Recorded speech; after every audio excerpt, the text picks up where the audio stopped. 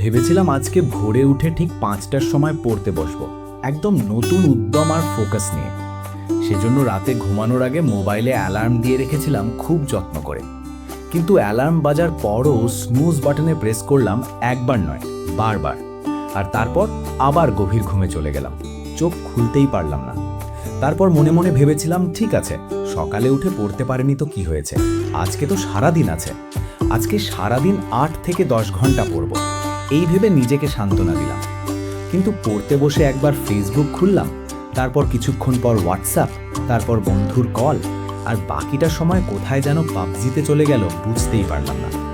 সবশেষে সন্ধেবেলা নিজেকে খুব সিরিয়াসভাবে প্রমিস করলাম, আজ সারা রাত জেগে পড়ব, আর কোনো অজুহাত নয়। কিন্তু রাতে পড়তে বসে কখন যে চোখ লেগে গেল আর সকাল হয়ে গেল বুঝতেই পারলাম না। আর বছরের প্রথম থেকে দিন বদলালো, মাস বদলালো, আস্তে আস্তে গ্রীষ্ম টাইমে চলে এলো। কিন্তু আমার পড়ার টাইম সারাদিনে টেনে টুনে ২ ঘন্টার বেশি আর বাঁচাতে পারলাম না। তারপর গুগলে সার্চ করলাম how to concentrate on studies. সামনে একসাথে ১,০০০টা ওয়েবসাইট খুলে গেল। কয়েকটা ওয়েবসাইটে ঢুকে পয়েন্টগুলো মন দিয়ে পড়লাম, কিন্তু কোনো লাভ হলো না। এরপর ইউটিউবে সার্চ করলাম how to focus on studies, how to study full hours. সামনে প্রচুর ভিডিও চলে এলো, দেখতে থাকলাম একটার পর একটা ১ ঘন্টার ভিডিও। কিন্তু আলটিমেটলি সেই একই পরিস্থিতি রয়ে গেল, সেই মোবাইলের ডিস্ট্র্যাকশন, সেই পাবজি আর আরও অন্যান্য গেমের অ্যাডিকশন। আর পড়তে বসলে ঘুমের প্রতি এক অদ্ভুত অ্যাট্রাকশন। চেষ্টা করেও মনোযোগ বাড়াতে পারলাম না, পড়ার টাইমও বাড়াতে পারলাম না। আর এখন সামনে পরীক্ষার টেনশন, তো মন বসছে না আরও বেশি করে। দেখো বন্ধু, পড়াশোনায় মনোযোগ বাড়ানোর জন্য কিভাবে বেশিক্ষণ একটানা পড়া যায়, কিভাবে সকালে উঠে পড়া যায়, অথবা কিভাবে রাত জেগে সিলেবাস কমপ্লিট করা যায়, এই সব কিছুর উত্তর আসলে আমাদের সামনে আছে। কিন্তু সমস্যা একটাই, আমরা সবাই প্রথমে যেটা করি, গুগল বা ইউটিউবে সার্চ করি, কিছু আর্টিকেল পড়ি, কিছু ভিডিও দেখি, বড় বড় পয়েন্টগুলো নিজের উপর অ্যাপ্লাই করার চেষ্টা করি। ২১ দিন খুব যত্ন করে পড়ি, কিন্তু তারপরে আবার জেকে সেই।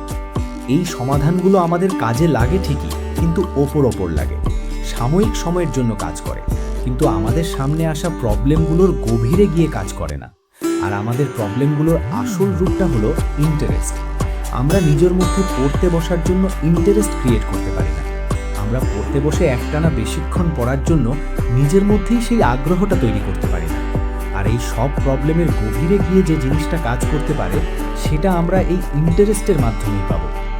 এরপরে আমি যে কথাগুলো বলবো, সেগুলো খুব মন দিয়ে নিজের ভেতরে ঢুকতে দাও। প্রশ্ন হলো, তুমি নিজের মধ্যে পড়াশোনা করার জন্য ইন্টারেস্ট কিভাবে তৈরি করবে? পড়ার জন্য নিজের মধ্যে ইন্টারেস্ট ক্রিয়েট করতে হলে তোমার একটা জিনিস দরকার, কারণ। কেন তুমি পড়তে বসবে? কেন তুমি ফেসবুক আর হোয়াটসঅ্যাপের থেকে পড়াশোনাকে বেশি প্রাধান্য দেবে? কেন তুমি পাবজি খেলার অ্যাডিকশন ছেড়ে ম্যাথ, অ্যাকাউন্ট বা ইংলিশের অ্যাডিকশন তৈরি করবে? এই সব কিছুর জন্য তোমার কাছে একটা অনেক বড় কারণ চাই। কিন্তু সত্যিটা হলো, তোমার কাছে সেই বড় কারণটা নেই। সকালে ঘুম থেকে স্যাক্রিফাইস করে উঠে পড়তে বসার মতো বড় কোনো কারণ নেই। দিনে ২ ঘন্টার পড়ার অভ্যেসকে ১০ ঘন্টায় বদলে ফেলার মতো শক্ত কারণ নেই। মোবাইল, টিভি, গেমের অ্যাডিকশন দূর করে পড়াশোনায় কনসেন্ট্রেট করার জন্য তোমার ভিতরে যথেষ্ট কারণ নেই। এই যে তোমার মধ্যে আজকের কাজ কালকে করব বলে ফেলে রাখার হ্যাবিট তৈরি হয়েছে, এই যে না পড়ার অভ্যেস গড়ে উঠেছে, এই সব বদলাতে হলে তোমার একটা বড় কারণ দরকার। ছোটোখাটো কোনো কারণে পড়াশোনাকে ইন্টারেস্টিং বানানো যাবে না। তোমার সামনে এমন একটা কারণ চাই, যা তোমাকে একা একাই পড়তে বসতে বাধ্য করবে। এখন প্রশ্ন হলো, কতটা বড় কারণ চাই?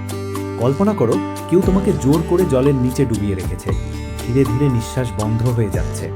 সেই সময় ঠিক যতটা বড় কারণ দরকার জলের উপরে উঠে নিঃশ্বাস নেওয়ার জন্য, ঠিক ততটাই বড় কারণ দরকার পড়াশোনার জন্য। আবার কল্পনা করো, কেউ তোমাকে অন্ধকার ঘরে একা আটকে রেখে দরজায় তালা দিয়ে চলে গেছে। সেই পরিস্থিতিতে ঠিক যতটা বড় কারণ দরকার দরজা ভেঙে বের হওয়ার জন্য, ঠিক ততটাই বড় কারণ দরকার নিজের লক্ষ্যে পৌঁছানোর জন্য। ভাবো, তোমার স্বপ্ন কি? তোমার লক্ষ্য কি? তোমার বাবা মায়ের তোমাকে নিয়ে স্বপ্ন কি?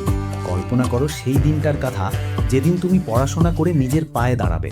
সেদিন তোমার বাবা মায়ের মুখে কেমন হাসি থাকবে, তারা কেমন ফিল করবে, আর তুমি কেমন ফিল করবে তাদের এতটা খুশি দেখে। আমি জানি না কোন ইমোশনটা তোমার মধ্যে এতটা আগুন জ্বালাবে যে কোনো মোটিভেশন ছাড়াই তুমি দিনে ১০ ঘন্টা ফুল কনসেন্ট্রেশন নিয়ে পড়তে বসবে।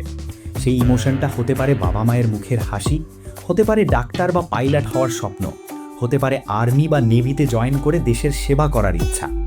যে কারণটা তোমার মধ্যে সবচেয়ে বেশি আগুন জ্বালাতে পারে সেটাই খুঁজে বের করো, আর আজই নিজের কাছে প্রতিজ্ঞা করো এই কারণের জন্য তুমি পড়াশোনায় নিজের 1000% দিয়ে দেবে। তারপর দেখবে সকালে উঠে পড়তে বসার জন্য মোবাইলে আর অ্যালার্ম লাগবে না। পড়তে বসার পর মোবাইলের কোনো নোটিফিকেশন আর তোমাকে ডিস্টার্ব করতে পারবে না। সারাদিনে 2 ঘন্টার পড়ার অভ্যেস অনায়াসে 10 থেকে 12 ঘন্টায় বদলে যাবে, কারণ you are the best and you are unstoppable. Success centre থেকে আমি নীলাদ্রি ছিলাম তোমাদের সাথে। আর বন্ধু, তোমার কাছে আমার একটা ছোট্ট রিকোয়েস্ট, ভিডিওটা তোমার সব চেনা পরিচিতদের সাথে শেয়ার করে দাও, যাতে তারা পরীক্ষার আগে নিজের সেই কারণটা খুঁজে পায় যা তাদের পড়ার জন্য সত্যিকারের মোটিভেট করবে। ইন্টারনেটে অনেক কিছু ভাইরাল হয় যা নেগেটিভ ভাইব ছড়ায়। তোমরা এই ভিডিওটা শেয়ার করে সবার মধ্যে পজিটিভিটি ছড়িয়ে দাও। কমেন্ট করে জানিও তুমি নিজেই কি নিজের সেই ইমোশনটা খুঁজে বের করতে পারলে।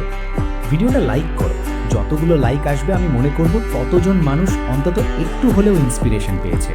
সবাই ভালো থেকো, দেখা হচ্ছে পরের ভিডিওতে। ধন্যবাদ।